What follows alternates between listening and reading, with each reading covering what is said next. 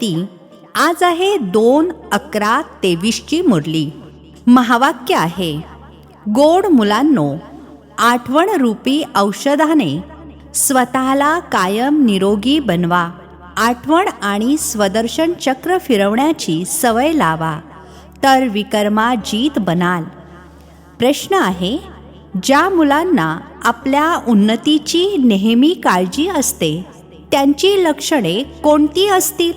उत्तर आहे, त्यांची प्रत्येक कृती कायम श्रीमताच्या आधारावर असेल. बाबांचे श्रीमत आहे, मुलांनो, देह अभिमानामध्ये येऊ नका.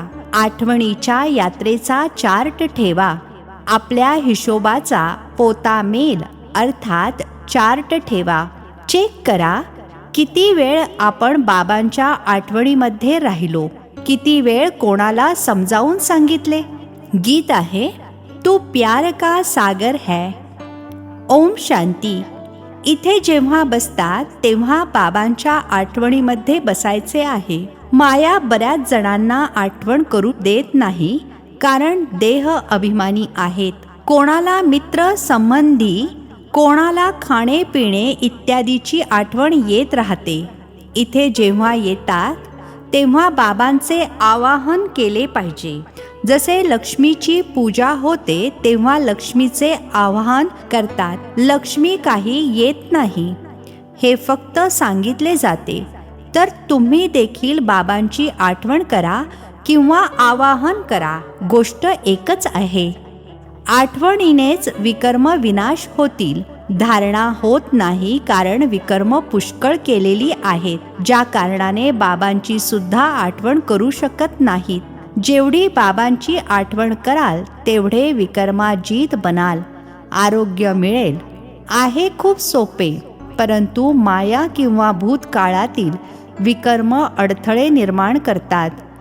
बाबा म्हणतात, तुम्ही अर्धा कल्प अयथार्थरित्या आठवण केली आहे. आता तर प्रॅक्टिकलमध्ये आवाहन करता, कारण जाणता बाबा येणार आहेत, मुरली ऐकवणार आहेत. परंतु ही आठवणीची सवय लागली पाहिजे. सदैव निरोगी बनण्यासाठी सर्जन औषध देत आहेत की माझी आठवण करा, मग तुम्ही मला येऊन भेटाल. माझी आठवण केल्यानेच वारसा प्राप्त कराल. बाबा आणि स्वीट होमची आठवण करायची आहे. जिथे जायचे आहे ते बुद्धीमध्ये ठेवायचे आहे. बाबाच इथे येऊन खरा संदेश देतात. दुसरा कोणीही ईश्वराचा संदेश देत नाहीत. ते तर इथे स्टेजवर पार्ट बजावण्यासाठी येतात आणि ईश्वराला विसरून जातात. ईश्वराचा मागमूसही राहत नाही. त्यांना वास्तविक पैगंबर, मॅसेंजर म्हणू शकत नाही. ही तर मनुष्यांनी नावे दिली आहेत. ते तर इथे येतात, त्यांना आपला पार्ट बजावायचा आहे. मग आठवण तरी कशी करतील? पार्ट बजावत पतित तर बनायचेच आहे. मग अखेरीस पावन बनायचे आहे. पावन तर बाबाच येऊन बनवितात. बाबांच्या आठवणीनेच पावन बनायचे आहे. बाबा म्हणतात, पावन बनण्याचा एकच उपाय आहे. देहासहित जे काही देहाचे संबंध आहेत त्यांना विसरून जायचे आहे. तुम्ही जाणता मज आत्म्याला आठवण करण्याचा आदेश मिळाला आहे. त्याप्रमाणे चालतात तरच फरमानबरदार अर्थात आज्ञाधारक म्हटले जाईल. जे जितका पुरुषार्थ करतात तितके आज्ञाधारक आहेत. आठवण जर कमी करत असतील तर कमी आज्ञाधारक आहेत. आज्ञाधारक मुले पदसुद्धा उच्च प्राप्त करतात. बाबांचा आदेश आहे, एक तर मज पित्याची आठवण करा आणि दुसरे ज्ञान धारण करा. आठवण केली नसती तर खूप सजा खावी लागली असती. स्वदर्शन फिरवत राहाल तर भरपूर धन मिळेल. भगवान वाच, माझी आठवण करा आणि स्वदर्शन चक्र फिरवा, अर्थात ड्रामाच्या आदी मध्य अंताला जाणून घ्या. माझ्याद्वारे मला देखील जाणून घ्या आणि सृष्टीच्या आदी मध्य अंताच्या चक्राला सुद्धा जाणून घ्या. मुख्य 2 गोष्टी आहेत, यावर अटेन्शन द्यायचे आहे. श्रीमतावर पूर्ण अटेन्शन द्याल तर उच्चपद प्राप्त कराल. दयाळू बनायचे आहे. सर्वांना मार्ग सांगायचा आहे. कल्याण करायचे आहे. मित्र, संबंधी इत्यादींना खऱ्या खुऱ्या यात्रेवर घेऊन जाण्यासाठी युक्ती करायची आहे. त्या आहेत जिस्मानी यात्रा. ही आहे रूहानी अर्थात आत्मिक यात्रा. हे आध्यात्मिक ज्ञान कोणाकडेच नाही आहे. ते आहे सर्व शास्त्रांचे तत्वज्ञान. हे आहे आध्यात्मिक आत्मिक ज्ञान. परमपिता परमात्मा हे ज्ञान देतातच मुळी आत्म्यांना समजावून सांगून परत घेऊन जाण्यासाठी.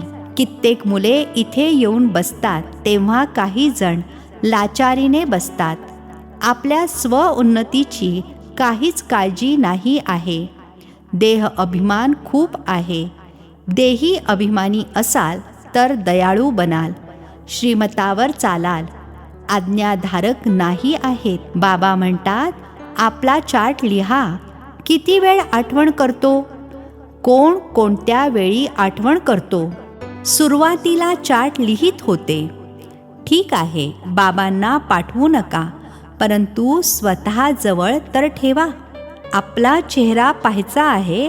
आपण लक्ष्मीला लायक बनलो आहोत.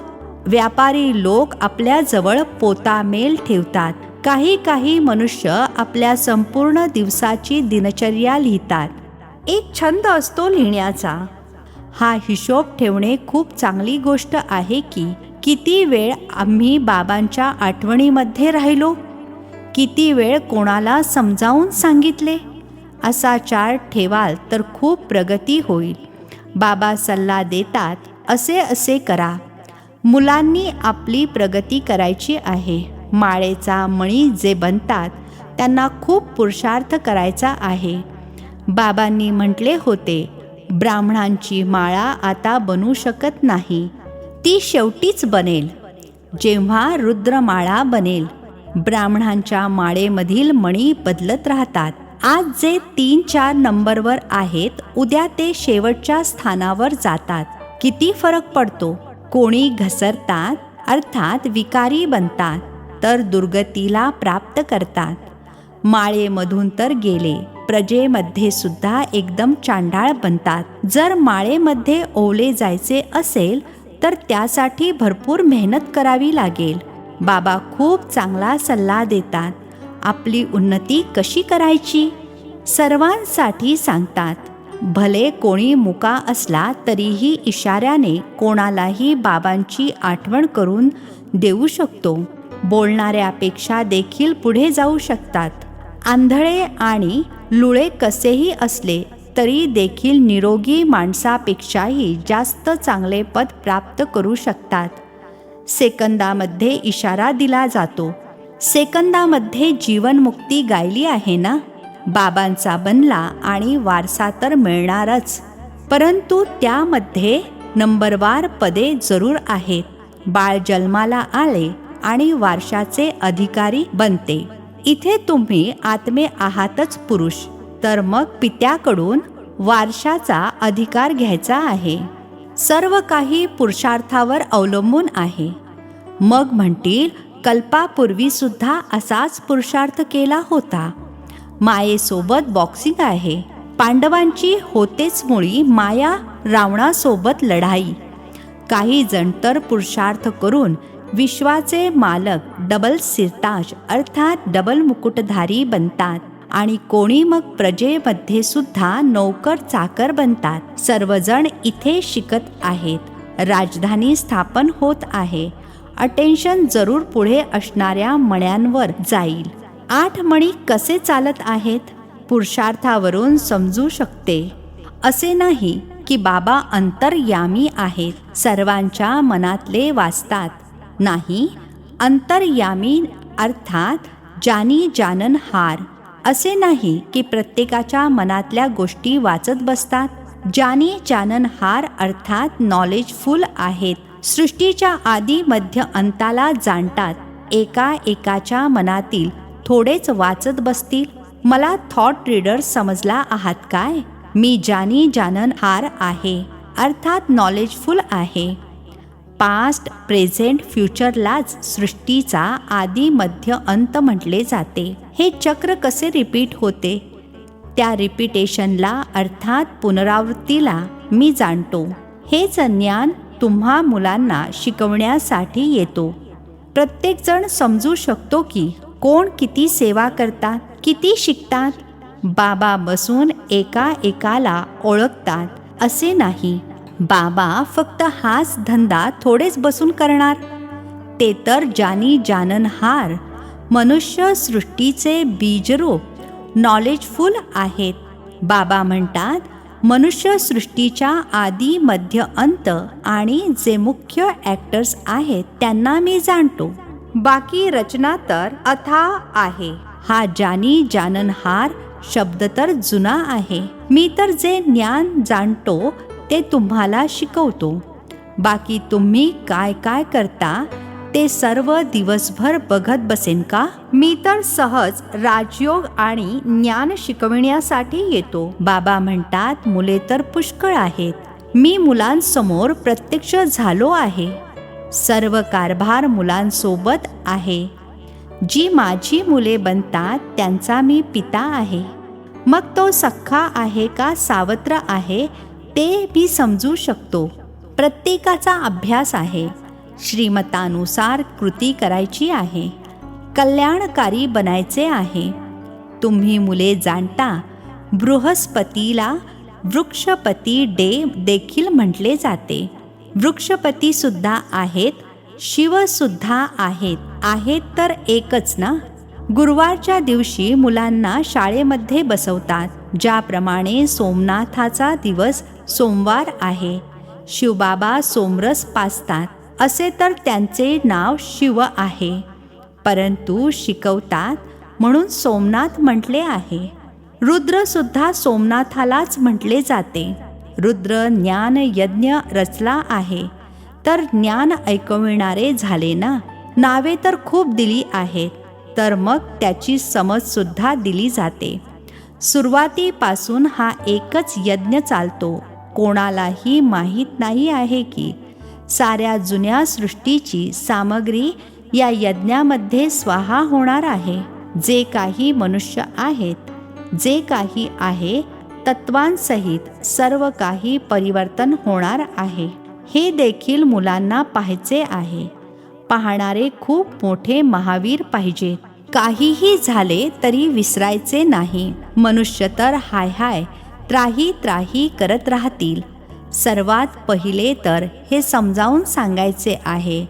थोडा विचार करा. सतयुगामध्ये एकच भारत होता. मनुष्य खूप थोडे होते. एक धर्म होता. आता कलियुग अंताला किती धर्म आहेत? हे कुठपर्यंत चालतील? कलियुगानंतर जरूर सतयुग असणार. आता सतयुगाची स्थापना कोण करणार? रचयिता तर बाबाच आहेत. सतयुगाची स्थापना आणि कलियुगाचा विनाश होतो.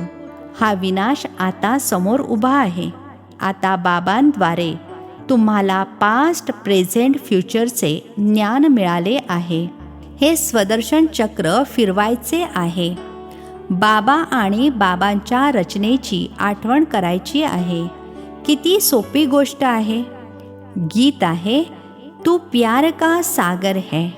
चित्रांमध्ये ओशन ऑफ नॉलेज अर्थात ज्ञानाचा सागर, ओशन ऑफ ब्लीस अर्थात आनंदाचा सागर लिहितात. त्यामध्ये ओशन ऑफ लव अर्थात प्रेमाचा सागर हा शब्द जरूर आला पाहिजे. बाबांची महिमा एकदम वेगळी आहे. सर्वव्यापी म्हणून महिमेलाच नाहीसे करतात. तर ओशन ऑफ लव अर्थात प्रेमाचा सागर हा शब्द जरूर लिहायचा आहे. हे बेहदच्या आई बाबांचे प्रेम आहे, ज्याच्यासाठीच गातात, तुम्हारी कृपा से सुख घनेरे, परंतु जाणत नाहीत.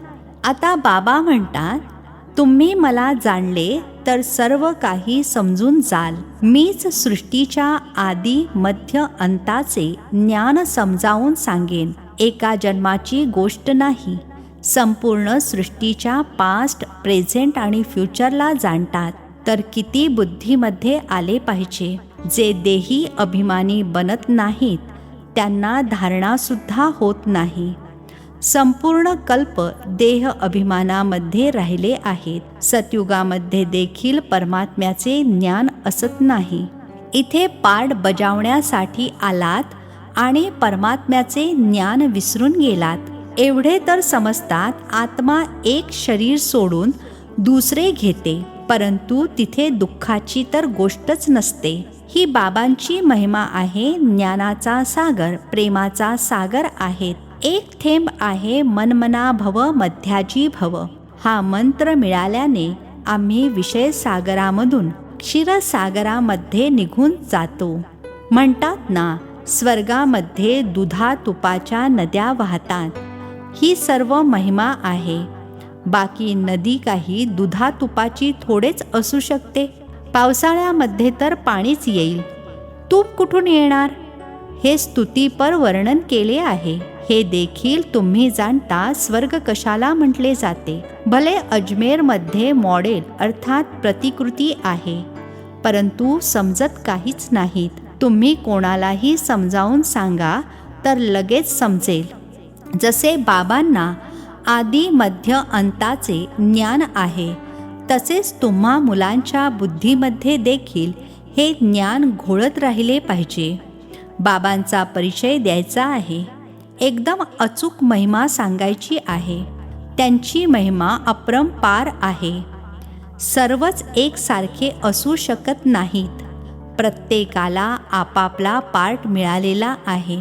पुढे जाऊन पाहाल, दिव्य दृष्टीने जे बाबांनी दाखविले आहे ते मग प्रत्यक्षात होणार आहे. स्थापना आणि विनाशाचा साक्षात्कार करवत राहतात. अर्जुनाला देखील दिव्य दृष्टीने साक्षात्कार करविला होता आणि मग प्रॅक्टिकलमध्ये पाहिले. तुम्ही सुद्धा या डोळ्यांनी विनाश पाहाल. वैकुंठाचा साक्षात्कार केला आहे. तो देखील जेव्हा प्रॅक्टिकलमध्ये जाल तेव्हा मग साक्षात्कार बंद होईल. किती चांगल्या चांगल्या गोष्टी समजावून सांगत आहेत, ज्या मग मुलांनी इतरांना समजावून सांगायच्या आहेत. बंधू आणि भगिनींनो, या येऊन ज्ञान आणि योगाद्वारे अशा बाबांकडून वारसा घ्या. बाबा निमंत्रण पत्रिकेला दुरुस्त करत आहेत. खाली सही करणारे तन मन धनाने ईश्वरीय सेवेवर उपस्थित आहोत. या कार्यासाठी पुढे जाऊन महिमा तर होणारच आहे. कल्पापूर्वी ज्यांनी वारसा घेतला आहे त्यांना यायचेच आहे. मेहनत करायची आहे. मग खुशीचा पारा चढता चढता स्थायी बनून जाईल. मग वेळोवेळी कमजोर होणार नाहीत. वादळे तर खूप येतील, त्यांना पार करायचे आहे. श्रीमतावर चालत राहा. कार्यव्यवहार सुद्धा करायचा आहे. जोपर्यंत सेवेचा पुरावा देत नाहीत तोपर्यंत बाबा या सेवेमध्ये घेऊ शकत नाहीत. अच्छा, गोड गोड खूप वर्षांनंतर भेटलेल्या मुलांप्रती मात पिता बापदादांची प्रेमपूर्वक आठवण आणि सुप्रभात. आत्मिक पित्याचा आत्मिक मुलांना नमस्ते. आम्हा आत्मिक मुलांचाही आत्मिक पित्यांना नमस्ते. धारणेसाठी मुख्य सारांश. पहिला पॉइंट आहे, श्रीमतावर पूर्ण अटेन्शन देऊन आपले आणि इतरांचे कल्याण करायचे आहे. सर्वांना खरीखुरी यात्रा करवायची आहे. दयाळू बनायचे आहे. दुसरा पॉइंट आहे, बाबांच्या प्रत्येक आज्ञेचे पालन करायचे आहे. आठवणीचा आणि सेवेचा चार्ट जरूर ठेवायचा आहे. स्वदर्शन चक्र फिरवायचे आहे. आजचे वरदान आहे, सच्च्या दिलाने साहेबला अर्थात बाबांना राजी करणारे राजयुक्त, युक्तियुक्त, योगयुक्त भव. सच्च्या दिलाने साहेबला अर्थात बाबांना राजी करणारे राजयुक्त, युक्तियुक्त, योगयुक्त भव. स्पष्टीकरण आहे, बापदादांचे टायटल दिलवाला दिलाराम असे आहे. जी स्वच्छ अंतकरणाची मुले आहेत त्यांच्यावर साहेब अर्थात बाबा राजी होतात. हृदयापासून बाबांची आठवण करणारे सहजच बिंदुरूप बनू शकतात. ते बाबांच्या विशेष आशीर्वादांचे पात्र बनतात. सत्तेच्या शक्तीने समयानुसार त्यांची बुद्धी स्वतःच युक्तियुक्त आणि यथार्थ कार्य करते. भगवंताला राजी केले आहे, त्यामुळे प्रत्येक संकल्प, बोल आणि कर्म यथार्थ होते. ते राजयुक्त, युक्तियुक्त आणि योगयुक्त बनतात. स्लोगन आहे, बाबांच्या प्रेमामध्ये सदैव लीन रहा, तर अनेक प्रकारच्या दुःखापासून आणि धोक्यापासून वाचाल. बाबांच्या प्रेमामध्ये सदैव लीन रहा, तर अनेक प्रकारच्या दुःखापासून आणि धोक्यापासून वाचाल. अच्छा, ओम शांती. नवनवीन मराठी व्हिडिओज प्राप्त करण्यासाठी सबस्क्राईब करा मराठी गॉड रिपोर्ट चॅनलला.